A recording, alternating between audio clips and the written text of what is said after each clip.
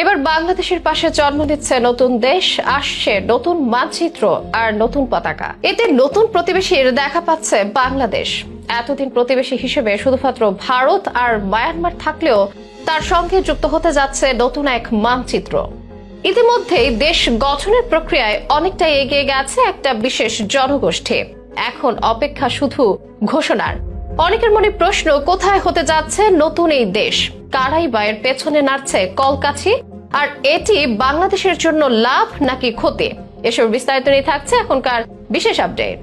বিশ্বের মানচিত্রে নতুন দেশ যুক্ত হওয়ার ঘটনা খুবই বিরল। শেষবার 2002 সালে পূর্ব তিমুর স্বাধীন হয়েছিল, কিন্তু এবার দক্ষিণ এশিয়ায় নতুন এক দেশ আত্মপ্রকাশ করতে চলেছে, আর সেটা হতে যাচ্ছে মিয়ানমারের রাখাইন রাজ্যে। রাখাইন ইতিহাস বলে 1785 সালের আগ পর্যন্ত এটি ছিল একটি স্বাধীন রাজ্য। পরে বার্মিজ মান্দালয়ে রাজ্যের হাতে এর পতন ঘটে, কিন্তু স্বাধীনতার জন্য তাদের লড়াই থেমে থাকেনি। বারবার তারা বিদ্রোহ করেছে। 2009 সালে গঠিত হয় আরকান আর্মি, আর তাদের লক্ষ্য একটাই, স্বাধীন আরকান রাষ্ট্র গঠন করা। এতদিন তারা ছিল বিদ্রোহী গোষ্ঠী, কিন্তু এখন তারা নিয়ন্ত্রণ নিয়েছে মিয়ানমারের পশ্চিমাঞ্চলের 80% এলাকা। সম্প্রতি তারা মংজু দখল করে নিয়েছে, যা বাংলাদেশের ঠিক সীমান্তের ওপারে। বর্তমানে একের পর এক শহর আসছে তাদের দখলে। তাই নতুন রাষ্ট্র গঠন হবে কি হবে না এখন আর প্রশ্ন নেই, করার অবকাশ নেই। যাকে সময়ের ব্যাপার মাত্র বলছেন বিশ্লেষকেরা। যে কোনো দিন তারা ঘোষণা দিতে পারে স্বাধীনতার, আর এই ঘোষণার সাথে সাথে বলতে যাবে দক্ষিণ এশিয়ার মানচিত্র।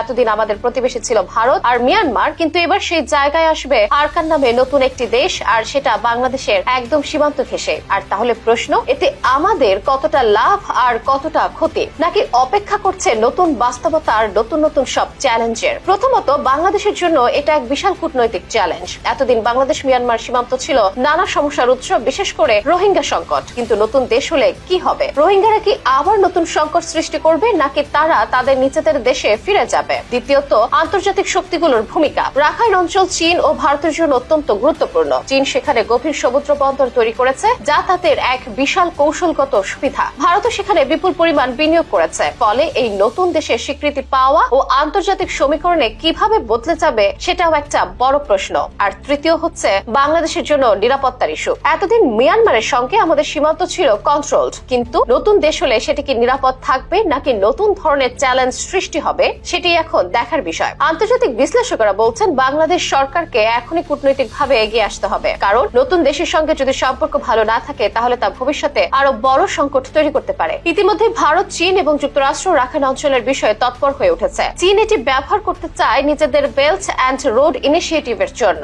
আর ভারত চায় নিজেদের উত্তর পূর্ব অঞ্চলের সঙ্গে সহজ সংযোগ স্থাপন করতে। আর যুক্তরাষ্ট্র, তারা চায় এই অঞ্চলে চীনের আধিপত্য কমিয়ে নিজেদের নিয়ন্ত্রণ প্রতিষ্ঠা করতে। ফলে নতুন দেশ গঠন হলে সেটির আন্তর্জাতিক স্বীকৃতি এবং ভবিষ্যৎ পরিস্থিতি অনেকটাই নির্ভর করবে বৈশ্বিক রাজনীতির ওপর। বাংলাদেশ এসব চ্যালেঞ্জ বুদ্ধিদীপ্ত উপায়ে মোকাবেলা করলেই মিলবে সুফল, আর যদি তা না হয় তাহলে বাড়বে সীমান্ত সমস্যা। এমনটাই মন্তব্য করছেন বিশ্লেষকেরা।